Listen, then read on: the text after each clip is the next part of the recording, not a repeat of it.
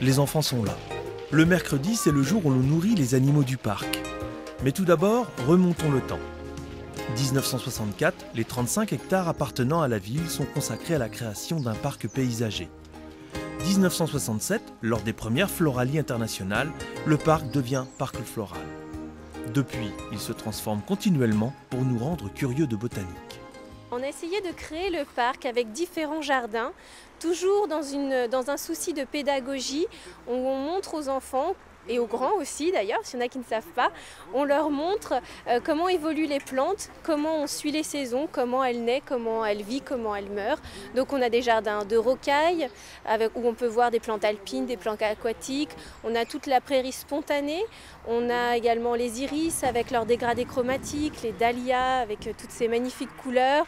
On a également les zones tropicales, on a beaucoup d'endroits, beaucoup de lieux à découvrir au parc floral qui changent suivant les saisons. David, tu prends le fob. Ouais. Voilà, c'est ça. Les 13 jardiniers sont réunis pour planter les dernières fleurs d'automne. Au rythme des saisons, les floraisons se succèdent, d'abord dans les sous-bois, puis dans les jardins ou le long des allées, un renouvellement qui se prépare dès l'hiver. Les gens pensent que comme le parc est fait moins ouvert l'hiver, les jardiniers ont moins de travail. Mais non, on a autant de travail l'hiver que l'été, car on profite justement de l'hiver pour remettre le parc en état. On fait donc tout ce qui est plantation, on fait également toutes les tailles d'arbustes, d'arbres, tout ce qui est ramassage de feuilles et tous les entretiens qu'on n'a pas pu faire pendant la haute saison, on le fait pendant l'hiver. Le parc se divise en deux parties, le coteau de Sologne et la plaine du Val-de-Loire. Le coteau est le domaine d'une forêt semi-naturelle de charmes et de chênes, contrastée par de mini-paysages venus d'ailleurs.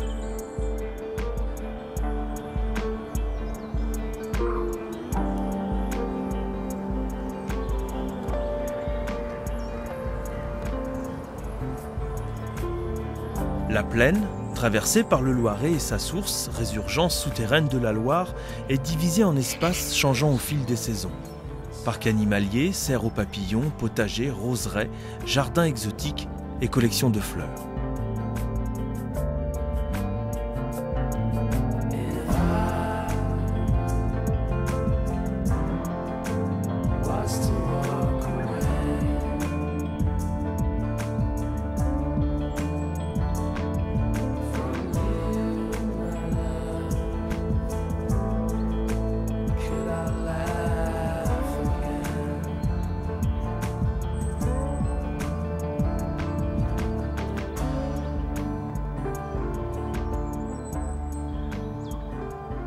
On encourage les gens à s'égarer, en fait, à se perdre dans le parc, à pas toujours utiliser les sentiers balisés, au contraire pour découvrir les petits endroits où on n'a pas l'habitude d'aller et justement c'est assez agréable pour ça.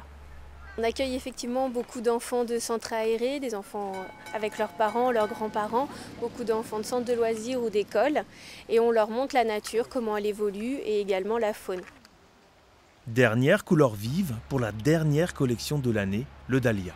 C'est une fleur qui est magnifique car elle allie aussi bien tous les coloris qu'on peut trouver, à part le bleu, et toutes les formes de fleurs que l'on peut trouver, aussi bien grandes fleurs, petites fleurs, des petites boules. Donc l'avantage de ces plantes, c'est qu'en fin de saison, quand le public vient au parc, il voit encore une magnifique collection.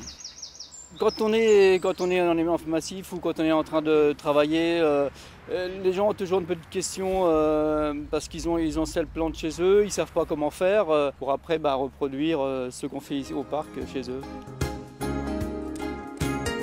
Pour une heure, une journée, pour contempler, flâner, jouer ou apprendre la botanique, le parc floral se prête au jeu en réinventant chaque année une façon d'envisager le paysage.